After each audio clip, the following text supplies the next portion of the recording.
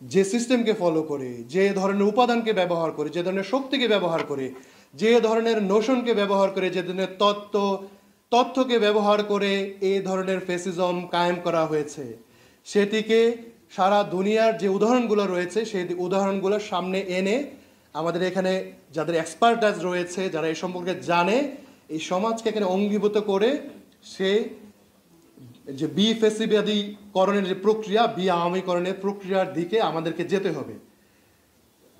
বার্তা কিন্তু স্পষ্ট। আমরা ছাত্র জনতার এই অভ্যুত্থানের পরে বলেছি, আমরা এমন একটি বাংলাদেশ আবার চাই না যেখানে এই ফেসিবাদ ফেরত আসবে, এসে আবার একটি গণহত্যা বা একটি জেনোসাইডকে এখানে আবার জাতির মানুষের উপরে চাপিয়ে দিবে। এটি যদি আমরা ফেরত আনতে না চাই তাহলে আমাদের অনেকগুলো সংস্কার প্রক্রিয়ার মধ্য দিয়ে যেতে হবে। আমাদের কয়েকটি কমিশন হয়েছে, সে কমিশন কাজও শুরু করছে, অথবা তাদেরকে সময় দেওয়া হয়েছে, নির্দিষ্ট একটি সময় দেওয়া হচ্ছে, এই সময়টা নিবে। কিন্তু সত্যিকার অর্থে যে আমরা আজকে যেই টপিকে কথা বলছি, গণহত্যার বিচার প্রক্রিয়াকে ত্বরান্বিত করার জন্য তো আমরা কোনো উদ্যোগ দেখতে পাচ্ছি না। সেই উদ্যোগের সাথে আমাদের সোশ্যাল ইঞ্জিনিয়ারিং যে transformation, truth, accountability, confusion, reconciliation যে প্রসেস, সেটি তো আমরা দৃশ্যমান আকারে দেখতে পাচ্ছি না।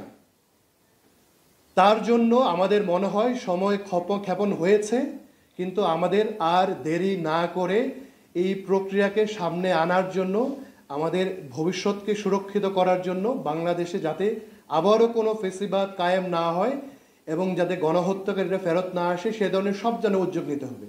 আমরা নাগরিক যে উদ্যোগগুলো রয়েছে এগুলোকে আমরা স্বাগত জানাই। আমরা বিশ্বাস করি এই প্রেশার গ্রুপগুলো এই প্রক্রিয়াকে ত্বরান্বিত করার জন্যে, যে আজকের যে আমাদের বাংলাদেশ স্টাডি ফোরাম সহ যে ধরনের যারা বুদ্ধিবৃত্তিক চর্চার সাথে নিজেদের যুক্ত রেখেছে এবং যারা মতামত তৈরি করতে পারে, এই ধরনের সংগঠনগুলো সামনে এগিয়ে আসবে। এবং রাজনৈতিক দলগুলোর কিন্তু বিরাট ভূমিকা রয়েছে। আমাদের নাগরিক সংগঠনগুলো থেকে এবং নাগরিকদের পক্ষ থেকে বলা হচ্ছে যে রাজনৈতিক দলের মধ্যে সংস্কার আসতে হবে, অবশ্যই আসতে হবে। যদি রাজনৈতিক দলের সংস্কার না আসে, সেখানে যদি গণতন্ত্রের চর্চা না হয়, তাদের মধ্যে যদি চেক অ্যান্ড ব্যালেন্স না থাকে, তাহলে আবার একটি পরিবারতন্ত্র কায়েম হবে, একচ্ছত্র ক্ষমতার আবার একটি সর্বগ্রাসী ব্যবস্থা তৈরি হবে এবং আবার কিন্তু ফেসিবাদ ফেরত আসবে। একইভাবে যে সংবিধানের এই আলাপটা করেই আমি শেষ করব, বেশ সময় হয়ে গিয়েছে।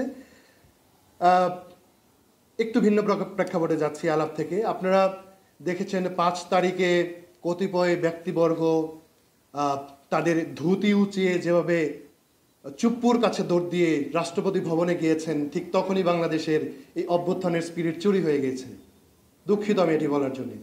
তারপরে বড় রাজনৈতিক দলগুলো যখন দৌড় শুরু করলো, একটি অংশ বলা শুরু করলো যে এখনই একটি সরকার গঠন করতে হবে, তখনও শহীদদের রক্তের দাগ মুছে নাই।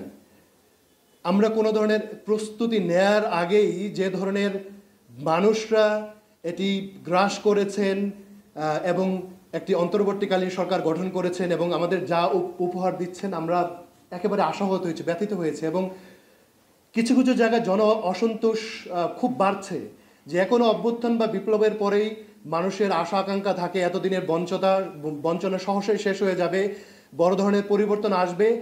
কিন্তু সেই আকাঙ্ক্ষাকে অ্যাড্রেস করে তো আপনার হোপের জায়গা তৈরি করতে হবে, যে এটি কিভাবে আমরা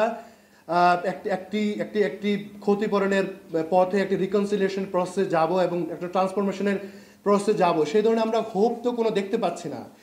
এবং এই যে গণহত্যার বিচারের কথা বলছি, যেখানে একটি বিজয়ী অংশ মূলত সেটা একটু উইলের ব্যাপার। আপনি একদম খোলাখুলি বলতে গেলে পলিটিক্যাল উইলের ব্যাপার, গণহত্যার বিচার করবেন কিনা। আমরা যে ছাত্র জনতার অংশের কথা বলছি, যারা আমরা এই পরিবর্তন এনেছি, আমরা তো সেভাবে এই সরকারকে প্রভাবিত করতে পারছি না। এবং ঘাপটি মেরে থাকা যে কালচারাল ফেসিস্ট $1 মিলিয়ন যে এস্টাবলিশমেন্ট, সেই এস্টাবলিশমেন্টকে এখনও আমরা ফেসিবাদ থেকে মুক্ত করার তেমন কোনো উদ্যোগ নিতে পারছি না।